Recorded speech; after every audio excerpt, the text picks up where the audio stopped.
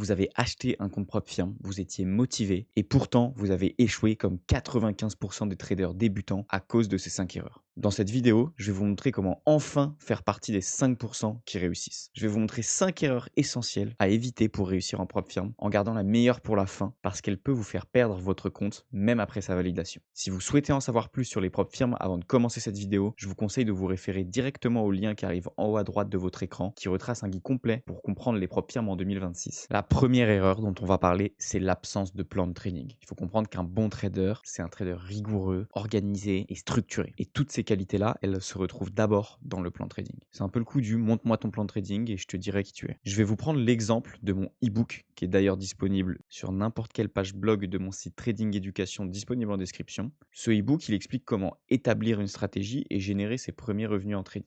Et dans cet e-book, il y a l'explication partielle, en tout cas les grands fondements de ma stratégie de trading. Moi, c'est plutôt orienté comme un guide pour les débutants, mais vous pouvez vous inspirer de ça et formuler le vôtre, des schémas, des cas de figure, des exemples que vous allez inscrire dans votre plan de trading à vous, avec vos mots à vous, pour pouvoir vous y référer quand vous prendrez des positions sur le marché. L'important, c'est de remplir son plan de trading avec précision et avec sens. En soi, vous l'appelez comme vous voulez, mais dans l'idée, il faut que n'importe quelle action que vous allez faire dans un challenge propre firme ou ailleurs, même ça peut être sur un broker, soit présent dans le document attestant de votre stratégie de trading.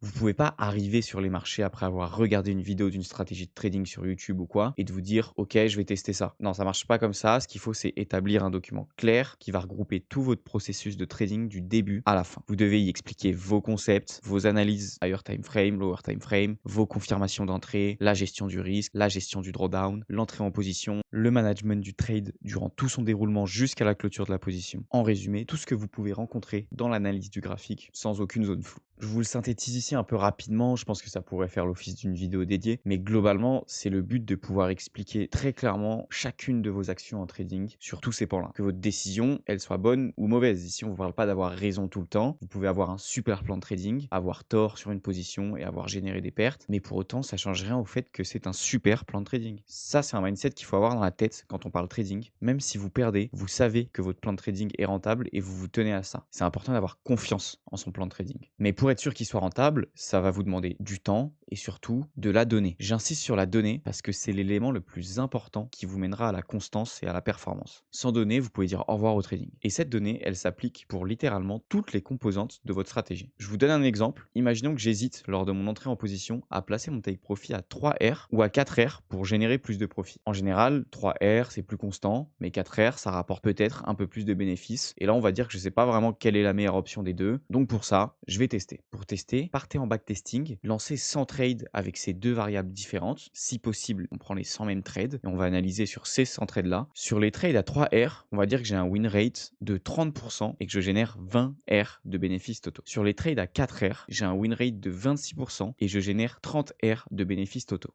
Dans la réalité, il y a d'autres métriques qui comptent, mais ici, on va simplifier l'exemple en se disant que la data nous montre que notre stratégie est plus rentable avec des trades à 4R, donc on va ajouter ou modifier ça dans notre plan de trading. Si on pousse plus loin, on pourrait se dire OK, mais ces trades à 4R, est-ce qu'ils me rapportent plus de performance si je déplace mon stop loss à break-even lorsqu'on atteint 3R latent par exemple, ou est-ce qu'il vaut mieux que je laisse la position évoluer toute seule sans déplacer mon stop loss? Pour ça, il faudrait repartir sur une série de 100 trades, refaire les conclusions, etc., etc. Et ça, vous pouvez le faire pour toutes les composantes de votre stratégie de trading. Ça va prendre du temps, mais c'est la clé pour avoir une stratégie en laquelle on a confiance et aussi s'assurer que celle qu'on utilise est rentable. Et ça, beaucoup de traders vous le cachent parce que c'est pas vendeur et que ça en décourage plus d'un. Mais le plan de trading, c'est la base en fait. Si vous n'êtes pas prêt à mettre cette énergie dans votre trading, alors vous n'êtes pas prêt pour ce métier. Donc retenez bien, n'allez pas en propre firme sans avoir établi un plan de trading clair. Même si évidemment, pour des petits sujets, vous pouvez continuer à peaufiner pendant votre challenge. Le but, c'est que les grands piliers de votre stratégie vous soient clairs. C'est un peu de pouvoir expliquer à n'importe qui et clairement pourquoi vous avez pris cette position et comment vous l'avez pris. Si je prends mon exemple, vous pouvez me donner n'importe quel trade que j'ai pris durant, on va dire, les 3 dernières années et je peux vous expliquer de A à Z pourquoi et comment j'ai pris ce trade. Parce que je sais comment je fonctionne, mais surtout parce que je connais mon plan de trading sur le bout des doigts. Maintenant, c'est vraiment purement mécanique, c'est presque de la mémoire visuelle. J'ai tellement vu de graphiques que les choses elles me sautent aux yeux sans que j'ai forcément besoin d'y réfléchir. Et ça, c'est le stade un petit peu ultime du plan de trading. Aujourd'hui, quand je prends une position, j'ai plus besoin d'aller vérifier dans mon plan de trading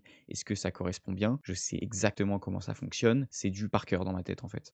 La deuxième erreur à garder en tête, c'est les biais psychologiques auxquels vous faites face sans vous en rendre compte, et particulièrement quand vous êtes des débutants. On va passer rapidement dessus parce que ça peut clairement faire l'objet d'une vidéo entière plus dédiée à la psychologie et le mindset qu'il faut avoir en trading. Mais ici, on va quand même l'aborder parce que c'est une erreur ultra importante quand on commence en propre firme. En gros, vous auriez beau avoir la meilleure stratégie du monde, si vous maîtrisez pas ces trois biais psychologiques, ou du moins que vous ne les connaissez pas, vous tendrez constamment vers la perte de votre compte. Le premier, c'est le syndrome Dunning-Kruger. Beaucoup le connaissent déjà, je pense, mais il faut comprendre qu'il est particulièrement puissant dans un milieu comme le trading. Il ne faut pas oublier que le trading via l'analyse technique, ça part toujours d'un graphique avec des bougies qui montent et qui descendent. Et derrière cette simplicité, il y a des mécanismes ultra complexes à comprendre. Mais quand on est débutant et qu'on obtient les informations des mauvaises personnes, on peut vite tomber dans ce piège de la simplicité et penser tout connaître et tout comprendre sur les marchés financiers. Le syndrome Dunning-Kruger, c'est une courbe qui va mettre en opposition la confiance, par exemple, d'un trader dans sa connaissance des marchés et les compétences qu'il possède réellement. Plus la courbe est haute et plus le trader est confiant, et plus la courbe tend vers la droite, plus le trader est compétent. Souvent, on peut se dire oui, mais les graphiques comme ça, c'est des cas particuliers, c'est jamais la même chose en fonction des personnes. Oui, c'est vrai, je suis assez d'accord en général, mais ce graphique, si on ne le connaît pas avant d'entamer le processus, on tombe littéralement tous dedans, et moi le premier. Au tout début, on apprend vite et on se passionne facilement pour ce milieu, et on veut très vite tenter des choses sur les marchés financiers parce qu'on voit que ça marche pour les gens et donc que ça peut potentiellement marcher pour nous. Donc on arrive extrêmement confiant sur les marchés la première fois. Pour ceux qui sont les plus chanceux, ils perdent leur premier compte ou leur premier challenge propre firme et se rendent assez rapidement compte que c'est pas du tout aussi facile que l'on croit. Ceux qui n'ont pas de chance, ils réussissent leur challenge au début ou ils génèrent des revenus sur leur compte de trading. Ça peut paraître incohérent ce que je dis, parce que je dis qu'ils n'ont pas de chance alors qu'ils gagnent de l'argent, mais en fait ces gens-là, ils vont à un moment ou à un autre comprendre de la même manière que ceux qui ont échoué que les marchés financiers c'est pas aussi simple que ce que l'on croit. Mais le problème c'est qu'un trader qui a déjà généré des revenus en trading, il va avoir énormément de mal à se remettre en question parce qu'il aura engranger encore plus de confiance comparé à quelqu'un qui perd tout d'un coup. Ce premier échec dans votre parcours de trader, il est essentiel et il va conditionner votre avenir de trader.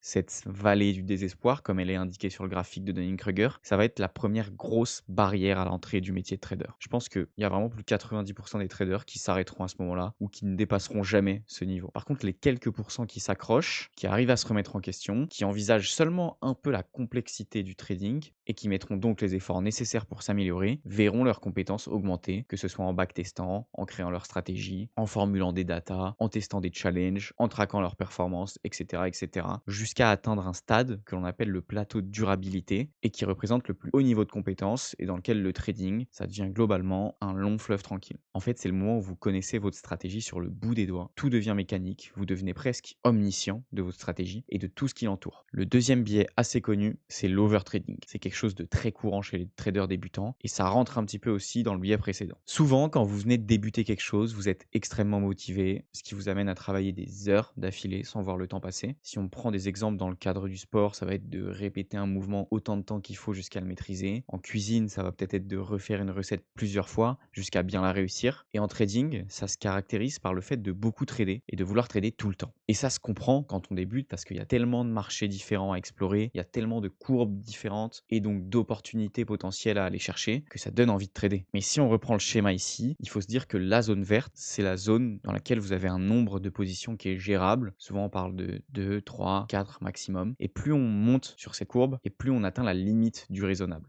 Des choses qui peuvent arriver de temps en temps quand il y a beaucoup d'opportunités qui arrivent et qu'on a 5 ou 6 trades, ça peut être compliqué à gérer, mais ça fait partie aussi du quotidien d'un trader. Par contre, quand on dépasse un seuil de 10-15 positions à gérer. Pour moi, ça s'appelle de l'overtrading. La situation est critique pour vos performances. En fait, le premier problème lié à ça, c'est le fait de s'éparpiller. En voulant surveiller trop d'actifs, en fait, vous finissez par en surveiller aucun. En tout cas, aucun n'est bien surveillé. Vous allez rater des éléments importants sur vos graphiques et vous allez confondre le biais avec le graphique précédent. En bref, vous allez vous emmêler les pinceaux, quoi. Et même si vous arrivez à vous en sortir dans votre organisation, le deuxième point important, c'est la complexité de gérer un nombre conséquent de positions en même temps. Surtout quand on est débutant et qu'on n'a pas forcément les réflexes d'un trader expérimenté. Au final, vous allez sûrement oublier des positions, oublier des déplacements de stop loss, etc.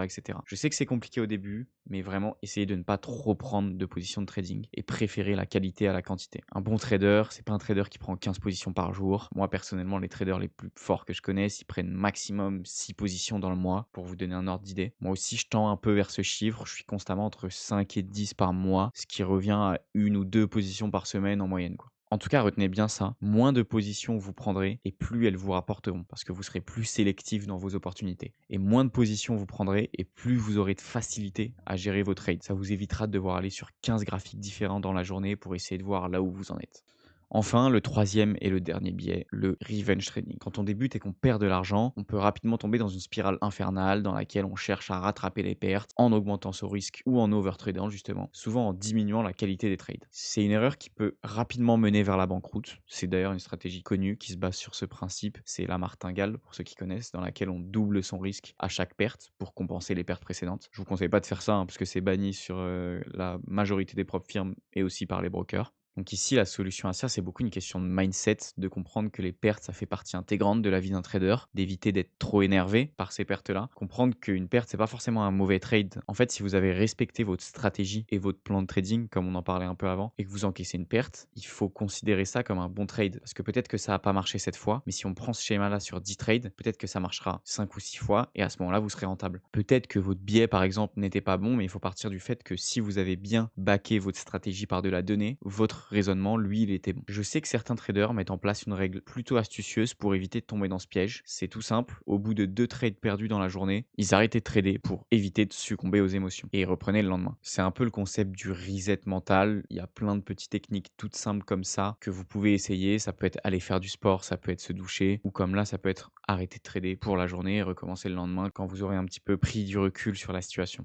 En tout cas, ne succombez surtout pas à vos émotions qui vous inciteront à rattraper les pertes. Ça va juste vous compliquer la tâche encore plus et c'est là où vous devez apprendre à vous connaître, à prendre du recul sur vous-même et à savoir en toute honnêteté quel moment il vaut mieux arrêter de trader plutôt que de prendre de mauvaises décisions. Pour les biais psychologiques, vous savez maintenant à peu près tout ce qu'il faut savoir et on va maintenant passer à une erreur super commune chez les traders débutants, ne pas adapter son risque à son niveau. On en parlait dans notre vidéo sur les meilleures propres firmes en 2026, mais depuis quelques années, vous avez aucune limite de temps pour passer votre challenge dans une propre firme. C'est-à-dire que vous n'êtes pas pressurisé comme avant. Si je prends l'exemple, je sais qu'il y a 2 ou 3 ans, quand on tradait en propre firme, on avait 30 jours pour accomplir nos objectifs, qui faisait qu'on était pressurisé par le temps et que si on n'arrivait pas à faire 10% de profit dans les 30 jours, bah, tout simplement, on perdait notre challenge. Mais toutes les propres firmes, elles ont enlevé cette règle il y a maintenant 1 an, 2 ans, quelque chose comme ça. Sauf que les gens comprennent pas que c'est du pain béni en fait pour les traders d'avoir enlevé cette condition, parce que ça permet à chacun d'adapter son risque à son niveau. Imaginons qu'on prenne comme exemple un challenge propre firme à 10% de drawdown maximum. Donc c'est à peu près la moyenne chez toutes les propres firmes. Si vous débutez, rien ne vous oblige à prendre 1% ou 2% de votre capital comme risque à chaque trade, comme le ferait un trader de niveau assez bon quand même. Vous pouvez très bien prendre 0,5%. Certes, le chemin jusqu'au compte financier, il sera un petit peu plus long, mais il sera beaucoup plus simple, notamment sur le plan mental, car vous aurez 2 fois plus de chances de réussir votre challenge que quelqu'un qui part à 1% par trade, et 4 fois plus de chances que quelqu'un qui part à 2% par trade. Parce qu'au début, ça peut faire peur de trader en sachant qu'on n'a que 10 chances, si on est à 1% de risque du coup,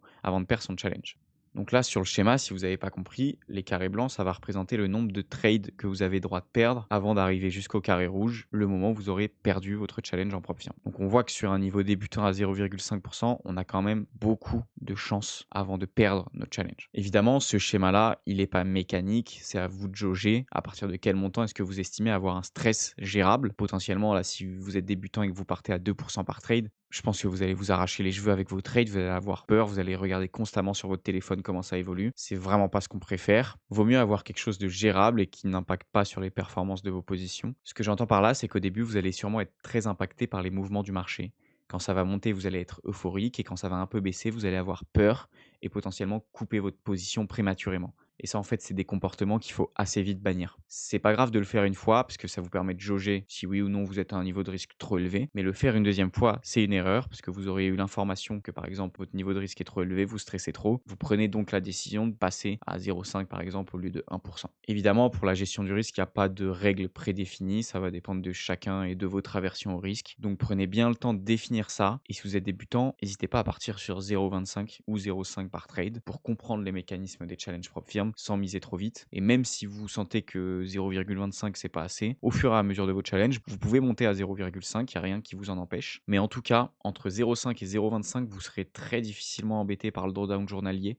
Donc ça enlève aussi cette métrique qui est des fois un petit peu complexe à gérer. On va maintenant passer à la quatrième erreur, ne pas connaître les règles de sa propre firme. C'est clairement une des erreurs les plus bêtes que vous pouvez faire en propre firme, c'est celle de ne pas bien lire les règles de la société chez qui vous achetez un challenge. Les propres firmes, elles ont toute une base et un socle commun, c'est la structure du business. Donc, c'est des sociétés qui allouent du capital majoritairement fictif à des traders pour qu'ils génèrent des revenus dessus. Pour atteindre ce compte financier sur lequel il est possible de trader, il faut que ces traders passent un challenge. Ici, je ne parle pas des comptes instantanés, je parle essentiellement des challenges classiques que l'on retrouve en prop firme. Ça, c'est ce que toutes les prop firmes, hormis quelques exceptions, ont en commun. Tout le reste, c'est des règles et des variables que les prop firmes définissent chacune de leur côté. Que ce soit objectif de profit, drawdown maximum, drawdown journalier. Ça, c'est les critères les plus connus, mais on compte aussi la possibilité de trader les news économiques ou pas, la possibilité de trader le week-end ou pas, le type de drawdown. Est-ce que c'est un drawdown statique, un trailing basé sur la balance, un trailing basé sur l'equity? Est-ce que la prop firme applique une règle de cohérence? Est-ce que j'ai le droit d'utiliser des robots en trading? Et bien d'autres règles encore. Là, ici, je vous ai cité 8 critères. Si on avait vraiment envie, on pourrait faire ce travail pour un nombre plus grand de critères selon les différentes prop firmes. Tout ça, toutes ces métriques, il faut qu'elles soient claires et précises dans vos têtes au moment où vous achetez le challenge. Je vois beaucoup de traders qui viennent me voir en me disant oui, mais je comprends pas, ma prop firme m'a retiré mon compte, je sais pas pourquoi. Les prop firmes, elles vous mentent pas parce qu'elles ont tout simplement des obligations légales. Mais comme on en a déjà parlé dans une vidéo précédente, ce ne sont pas vos amis et elles ne sont pas là pour faire copain-copain avec vous. Il y a sûrement des règles qu'elles essayent de dissimuler, notamment dans les conditions d'utilisation, des choses comme ça. Et c'est à vous de faire le travail de connaître ces règles pour savoir dans quel cadre de trading vous allez opérer. Enfin, le dernier point, qui est sûrement un des plus importants parce que au-delà de conditionner votre challenge en propre firme, il va conditionner toute votre carrière de trader. C'est quelque chose qu'il faut aller chercher par soi-même. Si vous ne savez pas réagir en conséquence des choses, vous pouvez dire au revoir au trading. Je vais m'expliquer un peu parce que je pense que vous vous demandez ce que je veux dire par là. Le trading, c'est un milieu dans lequel tout va vite et dans lequel toutes les informations du monde extérieur peuvent avoir un impact sur le cours de votre prix. Un pétrolier échoué peut avoir un impact sur le cours de l'action Total Energy. Une augmentation des prix des matières premières, charbon, or, gaz naturel, peut avoir un impact sur le cours de l'heure AUD. Et une tempête dans le Finistère en France peut avoir un impact sur le cours de l'action EDF, etc., etc. Tous ces cas peuvent arriver à n'importe quel moment, vous demandent de l'adaptation. Déplacer votre stop loss, sécuriser une partie de votre risque, prendre un hedge sur un actif corrélé, toutes les relations que vous allez réussir à créer entre votre graphique, votre analyse technique et les choses que vous entendez, les informations, les actualités et la politique, vont être les choses qui vont vous séparer du trader moyen. Votre stratégie, elle est fixe, certes, et on ne vous demande pas de la changer parce que X événements arrivent, mais il faut faire preuve de bon sens. Si vous êtes par exemple dans une position de scalping à quelques ticks de votre take profit et que vous voyez qu'un discours de la Fed arrive dans quelques minutes, il faut savoir réagir à l'information et prendre la décision de clôturer la position pour éviter une potentielle chute du prix par exemple. Si je vous prends un exemple un petit peu plus micro, on va dire qu'il est centré sur les propres firmes, imaginons que vous avez 3 positions ouvertes et que vous avez perdu 3% de risque aujourd'hui sur des positions déjà clôturées. Alors à ce moment-là, il faut que vous preniez la décision de déplacer à break-even au moins 2 de vos trades ou de récupérer un peu de profit partiel sur un de ces derniers pour vous éviter d'atteindre les 5% de drawdown journalier. Ce que je veux dire, c'est que au-delà de réagir, le but c'est toujours essayer d'avoir un coup d'avance en trading et de jamais laisser quelconque situation vous dépasser. Ma conclusion, c'est soyez propre, soyez concis, soyez rigoureux et essayez de réfléchir à ces 5 erreurs, même s'il en existe d'autres évidemment, maintenant que vous avez les clés pour les contrer. Sur ce, j'espère que j'ai pu vous aider. N'hésitez pas à liker, commenter, partager pour l'algorithme. Ça me donne de la force à moi et ça permet de continuer à vous donner du contenu gratuitement. Si vous cherchez une propre firme en trading, je vous invite à consulter mon guide des meilleures propres firmes de trading pour 2026 qui est disponible 6 juin dans la description. Je vous remercie de m'avoir écouté et on se retrouve vite dans une nouvelle vidéo.